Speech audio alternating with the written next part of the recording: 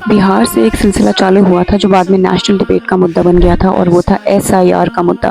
लेकिन आज supreme court ने एक बहुत इंपॉर्टेंट क्लैरिफिकेशन दी है कि ECI has the power under article 324 and section 21 of the representation of peoples act to conduct SIR and that SIR is not discriminatory. Bihar में हुए एसआईआर को लेकर सुप्रीम कोर्ट का ये कहना था कि ना तो वो आर्बिट्रेरी था और ना ही पॉलिटिकली मोटिवेटेड, और फ्री एंड फेयर इलेक्शन सिर्फ वोटिंग तक ही लिमिटेड नहीं होते बल्कि एक क्रेडिबल और एक्यूरेट वोटर लिस्ट पर भी डिपेंड करते हैं। सुप्रीम कोर्ट में पिटीशन गई थी by an NGO called ADR with several other individuals like Yogendra Yadav, whose real name is not Yogendra Yadav anyway.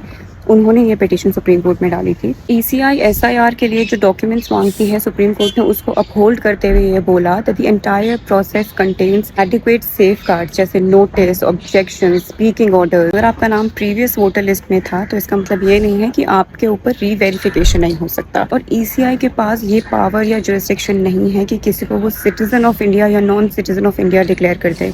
जहाँ तक सिटीजनशिप की बात है, बहुत लिमिटेड एस्पेक्ट, सिर्फ वोटर लिस्ट में नाम होना या ना होने तक की पावर्स ईसीआई के पास है।